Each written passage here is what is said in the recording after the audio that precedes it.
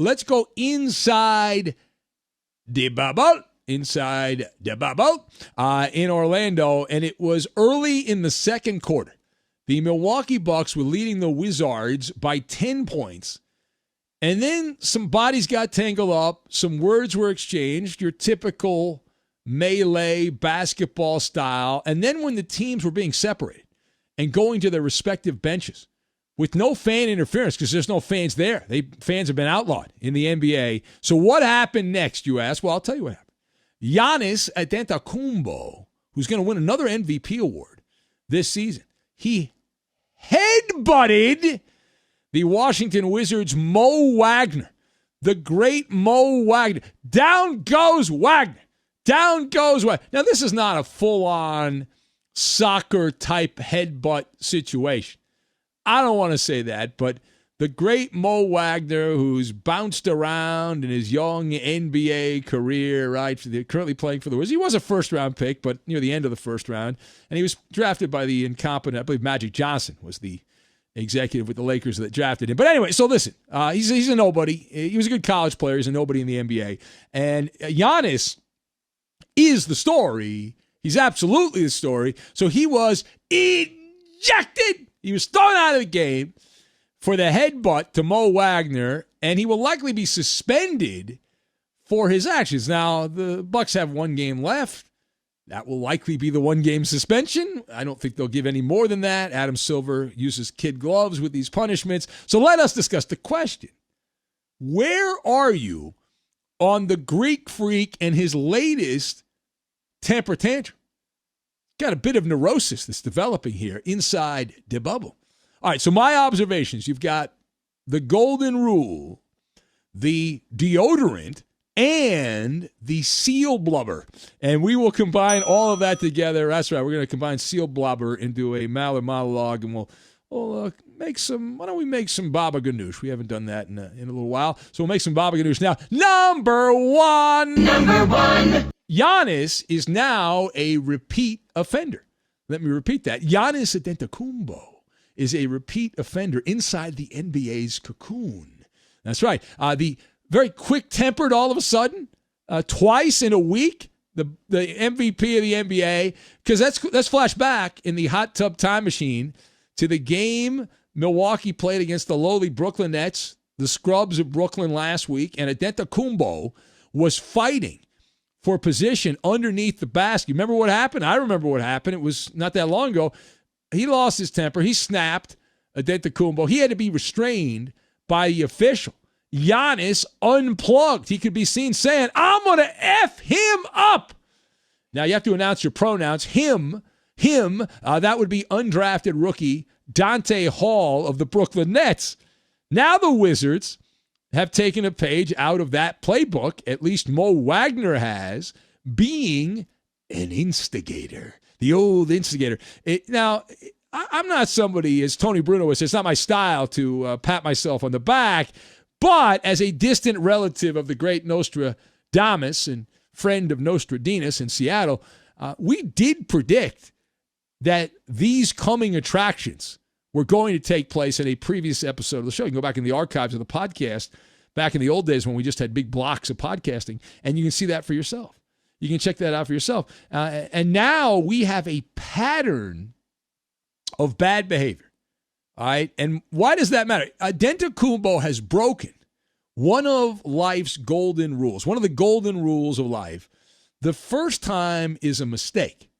The second time, intentional. All right? So the first time you can say, all right, he screwed up, Dante Hall, he got into it with his undrafted guy. But like a week later, he does it again. So the first time's the mistake.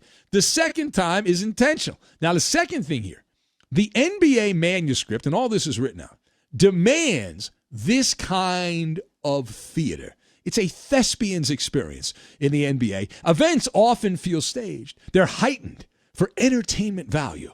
And this is another one of those educational situations. Now, I have nothing for or against the Milwaukee Bucks. I have nothing, they don't really move the needle for me, but I know we got a lot of listeners in Milwaukee that love the Bucks and all that. And Giannis is a fine player to watch. He athletically dominates everyone. I don't know how much of the basketball stuff, the fundamentals of basketball he's great at, but he's able to overpower people with his athletic skills, and that's great. But Giannis Antetokounmpo, in this case, if Milwaukee is going to go on to the promised land and match up with the people's team, the Clippers, in the NBA Finals, he has to cool his jets, right? You have him be the new spokesperson for deodorant. Remember that old catchphrase? Never let him see you sweat? Maintaining grace under fire?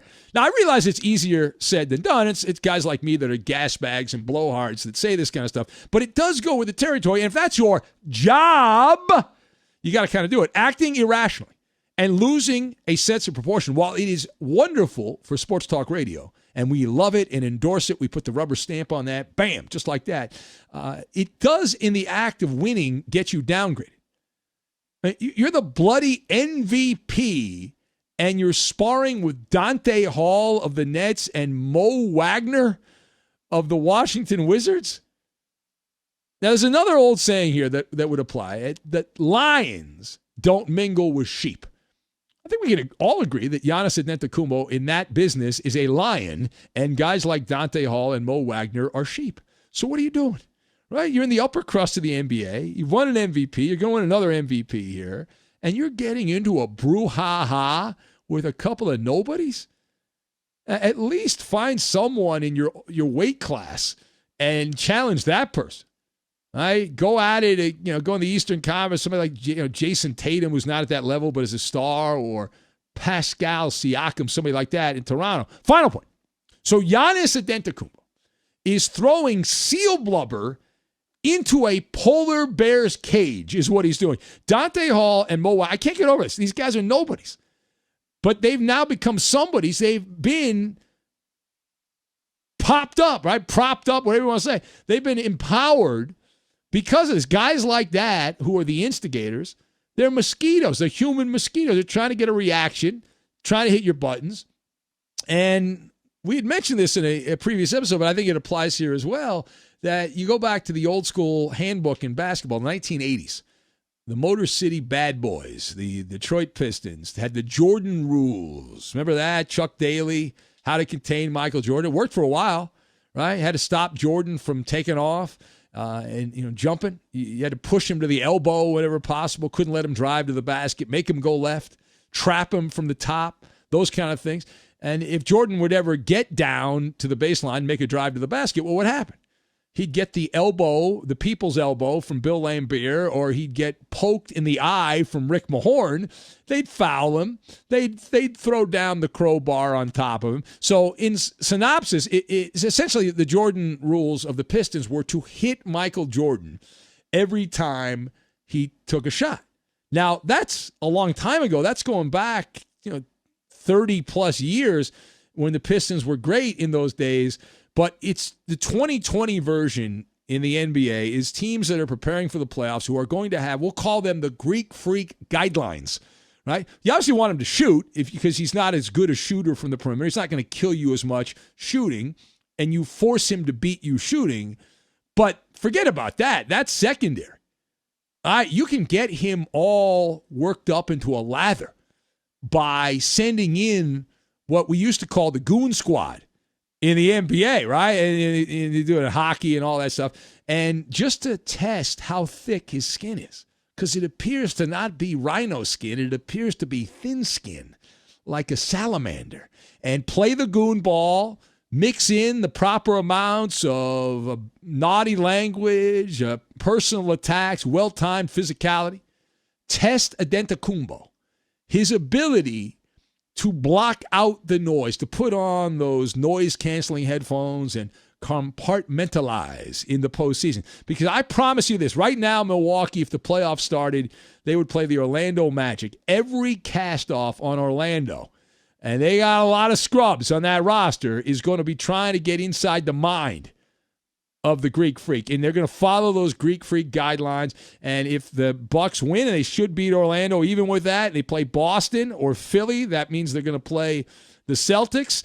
And the Celtics are going to go back, and I'm sure that they wish they could get some of those old guys who were like that, some of those old Celtic players from previous generations who were real pains in the asses and instigators and really riled up the opposition. All right.